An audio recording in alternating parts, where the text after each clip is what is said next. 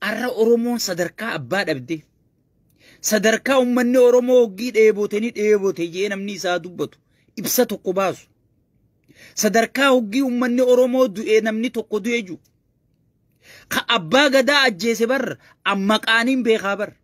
Hin dubbatin naan janiitiin use malee eenyu ka abbaa gadaa mootummaa keessa ajjeese bar mootummaa Oromiyaati ta abbaa gadaa ajjeeftee bar. Sidhiifna siif baddi si fakkaate. Siif baddi si fakkaate. Shanee ajjeese. No. Kijiba walitti naasoin. Shaneen ajjeefte hin jirtu jechuudha. Abbaa gadaa to'annaa jala oolee eega abbaa gadaa to'annaa jala oole booda namni ajjeese mootummaa Oromiyaa keessa jira jechuudha. Sigale ana khalikki sitti himu jiru. Ana ka abbutaati. Khalikki sitti himu jiru. Sigale no akkanaan wajji deemuun hin danda'amtu. Biyya bar abbaa isaaye sifaat naggaa abbaa isaayeetiin jaami sifaat naggaatii fi wayyaanonni akka Ibrahim Balaayifaan ka gartee Oromoo duguggachuu ture. Ka Afrikaa guutuu fixuu ture. Keessatti qabamanii seera dhiyaatanii abbaa gadaa eega to'annaa jala oole deeggaraa badhaadhinaa ta'uu osoo beeytanii nama ajjeesee jira bar. Shaneen ajjeefte hin jirtu abbaa gadaa. Tanarratti abadan an sheekka abbutaa wanni kana jaamu hin jirtu yaa hatticha. Shaneen ajjeefte hin jirtu. Amma kaleessa hoggii isaan OBN gubbaa uummatarra baacan. Hattoota dhabamsiisuuf yaana. Kira sassaabdota dhabamsiisuuf yaana. Hattuu dhabamsiisa. Yaa hattu. Hattuu dhabamsiisa. Mee hattuu dhabamsiisa naa himi. Hattuu dhabamsiisa. Siit dhabamuutaa. Sigale. Siit dhabamuutaa. Hattuu dhabamsiiftu hin jirtu jechuudha. Uummatarra baacuun dhiiga uummataatiin ichi dhuftanii suufa uffattanii farshoo fi cooma jalaa kaatanii uummatarra baacuun abadan hin danda'amtu jechuudha. Uummata keenyarra baacuun uummata Oromoorra baacuun hin danda'amtu jechuudha. Yaa hattoota nuti bar bakka rakkinni jiru beeyna bar. Mootummaan federaalaatiis dhagayi waan namni jiru. Waajjira pirezidaantii fi waajjira paartii keessa jira rakkoon. Ichi gar rakkoon takkalleen hin jirtu. Godina keessa rakkoon hin jirtu. Aanaa keessa rakkoon hin jirtu. Buqqisi hanga san. Sigale.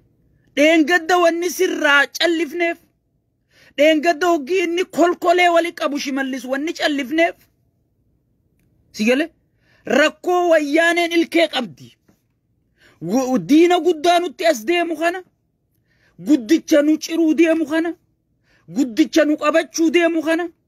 Guddicha biyya nurraa balleessuu deemu kana. Abadan kana duran dhaabbannu kana wal duran dhaabbannu. Sigale.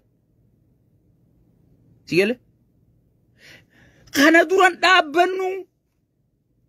Haajollee haa tattaani. Hattuu taanillee haa tattaani tun rakkoo keeysooti. Sigale. Jenneeti cal jennee bira kunnee jechuudha. Amma wayyaanee san barbadeessinee jirraa jechuudha. Wayyaanummaan sunuu kan mataa ol qabattee nu dhufteef. Wayyaanummaan sunuu kan mataa baafattee nu dhufteef. Rakkoo Oromiyaa keessa jiru.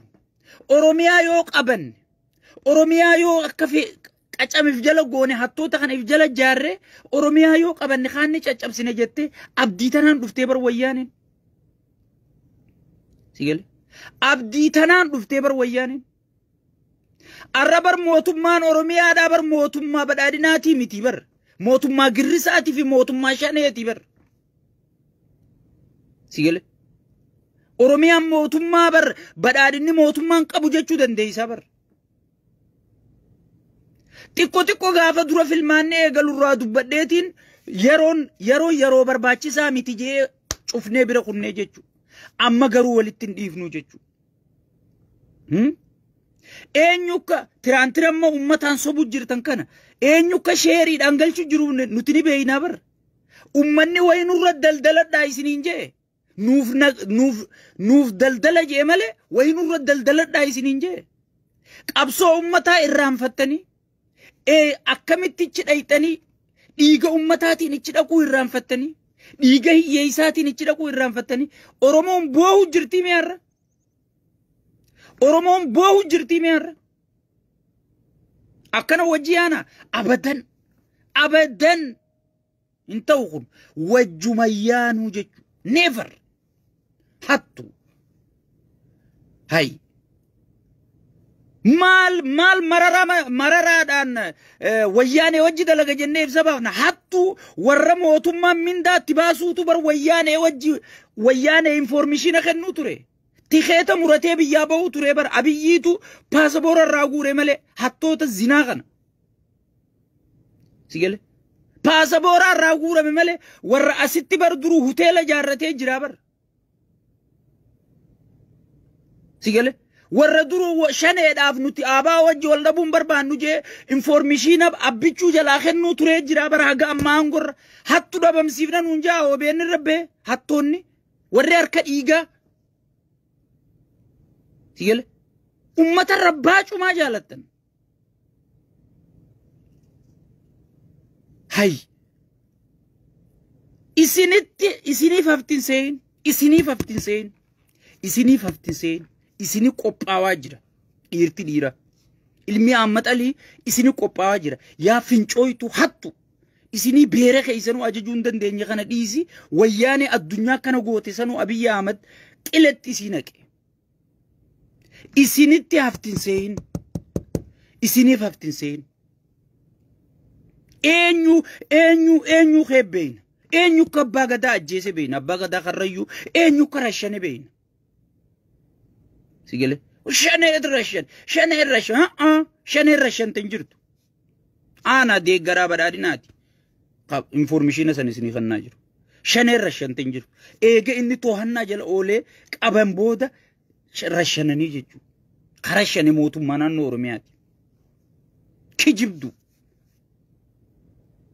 sigale wanni isin kana gootaniif akka Oromoon mootummaa rakkaatuuf isin beeynaa bar shane wajji dalagu jirtani akka mootummaan akka wayyaanee wajji wayyaanee as deemu jirtu tan wayyaanee dhufaa jirtu tanaa wajji akka Oromoon dhaabbattu Oromoo gowwa seetanii ummanni Oromoo ismaartii bar waan isin Abiyyi irra dalagu jirtan takka beekaa bar waan isin waajjirri pirezidaantiitii fi waajjirri badhaadhina paartii badhaadhina Abiyyi irra dalagu jirtan waajjira lamaan tokkichi san keessa qofa rakkoon jirti anaa isinii ummata Oromoo waajjira pirezidaantiitii fi waajjira paartii badhaadhinaa keessa bakki rakkoon jirtu bakka takkitti san buqqifnaan Oromiyaan laal jannata gana walaa ka hidhamee ni baha walaa ka gartee baqate ni deebi'a dubbiin Oromoodhaa laal daymaa fi dhadhaan siin je anaa sii hima akka Oromoo waliin taane ka hidhaa jiru ka hidhaan baane ka baqatee biyya alaa jiru kan galle kachi keessa jiru ka wal shakku Oromoon akka gartee afaan tokkoon taane warri godhu jiruchi keessa jira jechuudha dantaa aangoo isaanii